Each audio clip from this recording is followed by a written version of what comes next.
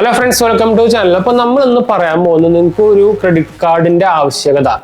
ഇപ്പോഴത്തെ ഈ ടൈമിൽ നമുക്ക് ഒരു ക്രെഡിറ്റ് കാർഡ് ഒരു അത്യാവശ്യം നല്ലൊരു ലിമിറ്റ് ഉള്ള ഒരു ക്രെഡിറ്റ് കാർഡിന്റെ ആവശ്യകത എന്താണെന്നാണ് നമുക്ക് ഇപ്പോഴത്തെ ഒരു ഇക്കോണമിയിൽ നമ്മൾ പറയാൻ പോകുന്നത്. വെച്ചാൽ നിങ്ങൾക്ക് അറിയാം ഇപ്പോഴത്തെ ഒരു ടൈം എടുത്ത് നോക്കി കഴിഞ്ഞാൽ ഇൻഫ്ലേഷൻ അത്യാവശ്യം നല്ല എമൗണ്ട് ഇൻഫ്ലേഷൻ കൂടുതലാണ്. എന്താ വെച്ചാൽ ഇൻഫ്ലേഷൻ എന്ന് പറയുമ്പോൾ നമുക്ക് എല്ലാത്തിനും പ്രൈസ് ഭയങ്കര കൂടുതലാണ്. ഇപ്പോൾ ഒരു മെഡിക്കൽ എക്സ്പെൻസീവ് വന്നാൽ നമുക്കറിയാം നല്ല പണിയാണ്.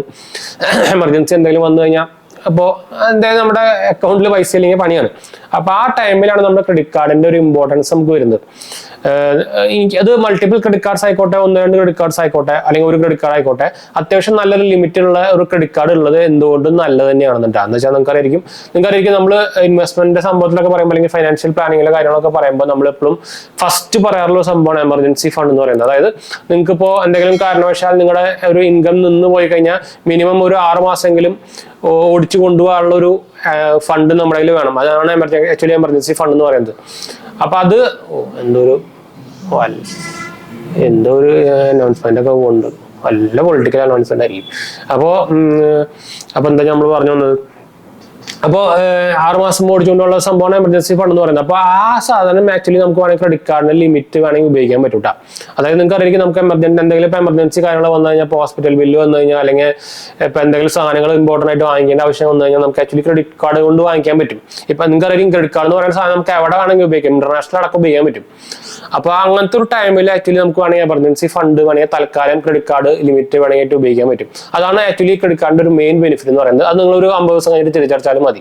അല്ലെങ്കിൽ നമുക്കത് വേണമെങ്കിൽ അത്യാവശ്യം കയ്യിൽ കാശും സംഭവം ഇല്ലെങ്കിൽ നമുക്ക് വേണമെങ്കിൽ EMI ആയിട്ട് കൺവേർട്ട് ചെയ്തിട്ട് അങ്ങനെ അടക്കം ചെയ്യാം. EMI അങ്ങനെ റെക്കമെൻഡ് ചെയ്യുന്നില്ലെങ്കിലും നോ കോസ്റ്റ് ചെയ്യുവാണെങ്കിൽ കുഴപ്പമില്ല. ബാക്കിയുള്ള EMI അങ്ങനെ റെക്കമെൻഡ് ചെയ്യില്ലെങ്കിലും പക്ഷെ നമുക്ക് എമർജൻസി ആവശ്യം വന്നാൽ എടുക്കണമല്ലോ, അതിനാണല്ലോ നമുക്ക് ക്രെഡിറ്റ് കാർഡ് എടുത്ത് വെച്ചിരിക്കുന്നത്. അപ്പോൾ അങ്ങനത്തെ പർപ്പസിന് വരുമ്പോൾ നമ്മൾ എന്തായാലും ഒരു കയ്യിൽ വേണ്ട ഒരു സംഭവം തന്നെയാണ് ക്രെഡിറ്റ് കാർഡ്. എന്ന് വെച്ചാൽ എപ്പോഴാണ് നമുക്ക് എമർജൻസി സംഭവം വരിക, എപ്പോഴാണ് അത്യാവശ്യമായിട്ട് നമുക്ക് ക്യാഷ് കയ്യിൽ വേണ്ട ആവശ്യം വരുമെന്ന് പറയാൻ പറ്റില്ല. ഇപ്പൊ എന്തെങ്കിലും നമ്മൾ പുറത്തു പോകുന്ന സമയത്താണ് ഇപ്പോൾ ആവശ്യം വരുന്നതെങ്കിൽ നമുക്ക് ക്രെഡിറ്റ് കാർഡ് ഉപയോഗിക്കാം.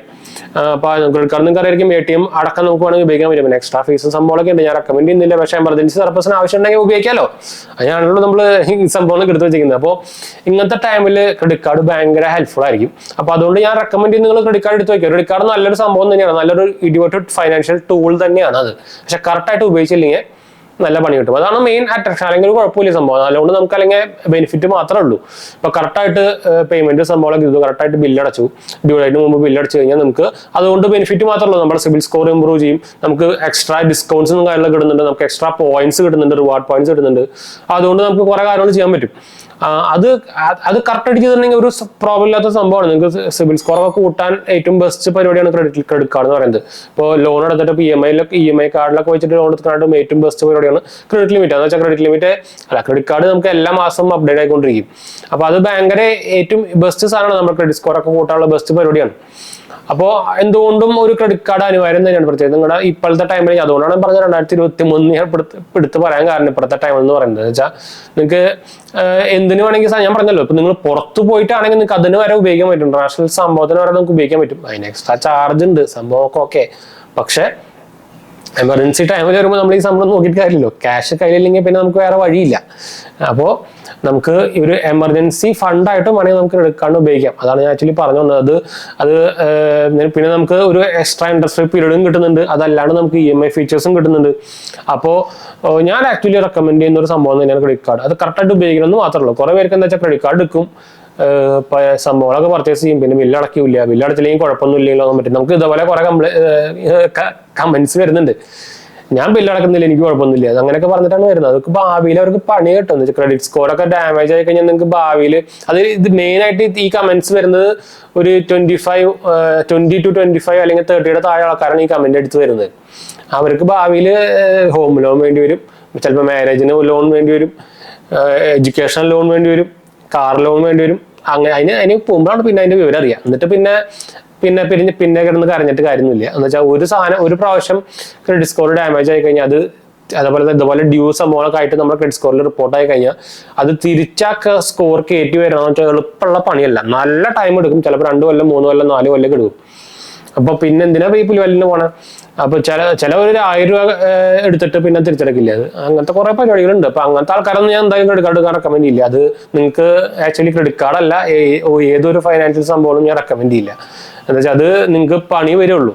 അല്ലാത്ത കറക്റ്റ് ആയിട്ട് ഇപ്പോൾ ക്രെഡിറ്റ് കാർഡ് കൊണ്ട് ബെനിഫിറ്റ് എടുക്കുന്ന ആൾക്കാർക്കൊക്കെ ആണെങ്കിൽ ഹൈലി റെക്കമെൻഡഡ് സാധനം തന്നെയാണ്. ഞാൻ എന്തായാലും റെക്കമെൻഡ് ചെയ്യാൻ പ്രീമിയം കാർഡ്സ് ഞാൻ എന്തായാലും റെക്കമെൻഡ് ചെയ്യില്ല. എന്ന് വെച്ചാൽ പ്രീമിയം കാർഡ്സ് നിങ്ങൾക്ക് അത്യാവശ്യം ബിസിനസ് അതുപോലെ അല്ലെങ്കിൽ നല്ല ട്രാവലും സംഭവങ്ങളൊക്കെ ഉണ്ടെങ്കിൽ നിങ്ങൾക്ക് പ്രീമിയം കാർഡ് എടുക്കാം.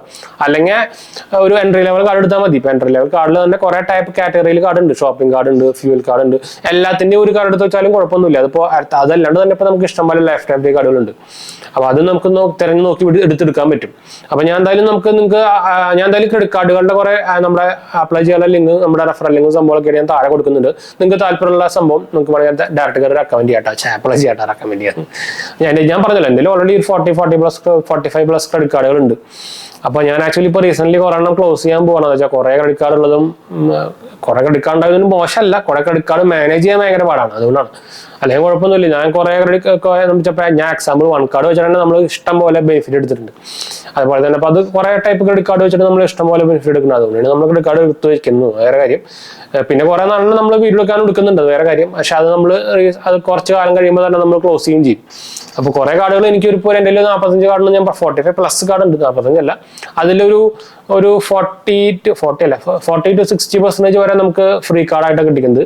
ബാക്കിയെല്ലാം ചാർജബിൾ കാർഡുമാണ്. അപ്പൊ ഞാൻ ചാർജബിൾ കാർഡ് മെജോറിറ്റി എല്ലാം ക്ലോസ് ചെയ്യാനുള്ള ഒരു പുറപ്പാടിലാണ്. അപ്പോൾ ആവശ്യമുള്ള കാർഡ് എടുത്ത് മാത്രം വെച്ചാൽ മതിയല്ലോ. അതുപോലെ തന്നെ നമുക്ക് ഇപ്പോൾ UPI-ലും അവൈലബിൾ ആണ്. അപ്പൊ നമുക്ക് നമുക്ക് ഈ ഫോൺ ഉണ്ടെങ്കിൽ നമുക്ക് കാർഡിന്റെ ആവശ്യമൊന്നുമില്ല, ഫിസിക്കൽ കാർഡിന്റെ ആവശ്യമൊന്നുമില്ല. ഇതിലിപ്പോൾ എൻ്റെ ആക്ച്വലി സാംസങ്ങിന്റെ ഫോണുണ്ട്, സാംസങ്ങിന്റെ സീരീസ് ഫോണുണ്ട്, ആപ്പിളിന്റെ ഫോണുണ്ട്. അപ്പോൾ ആപ്പിൾ പേ ഇല്ലാത്തത് കൊണ്ട് തന്നെ നമുക്ക് ക്രെഡിറ്റ് കാർഡ് എടുത്ത് വെക്കാൻ പറ്റുന്നില്ല. പക്ഷേ ഈ സാംസങ്ങിൽ ഞാൻ ലിങ്ക് ചെയ്ത് വെച്ചിട്ടുണ്ട് കേട്ടോ, നമ്മുടെ ക്രെഡിറ്റ് കാർഡുകൾ നമുക്ക് സാംസങ് പേ ഉപയോഗിച്ചിട്ട് ടാപ്പ് ആൻഡ് പേ ചെയ്യാൻ പറ്റും. അങ്ങനെ പോകുന്നുണ്ട്. അതൊരു ഞാൻ റെക്കമെൻഡ് സംഭവമാണ്. പക്ഷേ ആപ്പിൾ പേ എന്താണോ വരാത്താവോ, എനിക്ക് RBIയുടെ അപ്രൂവൽ കൊടുത്തിട്ടില്ല. അവർ HDFC ആയിട്ട് എന്തോ ടൈപ്പും സംഭവങ്ങളൊക്കെ നടക്കാൻ നോക്കുന്നുണ്ട്. ഇതിലായിട്ട് പക്ഷേ ലോഞ്ച് ആയിട്ടില്ല ഇന്ത്യയിൽ. അപ്പോൾ എന്തായാലും ഇതിനെ കുറിച്ച് പറയണ്ട. അപ്പോൾ എന്തായാലും നമുക്ക് വീഡിയോ വൈൻഡപ്പ് ചെയ്യാം. വീഡിയോ ഇഷ്ടപ്പെടുക ലൈക്ക് ചെയ്യാൻ, ഷെയർ ചെയ്യാൻ, സബ്സ്ക്രൈബ് ചെയ്യാൻ മറക്കണ്ട. ചാനൽ സപ്പോർട്ട് ചെയ്യാൻ മറക്കണ്ട. എന്തായാലും സംശയം കാര്യങ്ങളൊക്കെ കമന്റ് ചെയ്യാൻ മറക്കണ്ട. നമ്മളെല്ലാ കമന്റ് റിപ്ലൈ കൊടുക്കുന്നതാണ്. അടുത്ത വീഡിയോ കാണാം. ബൈ.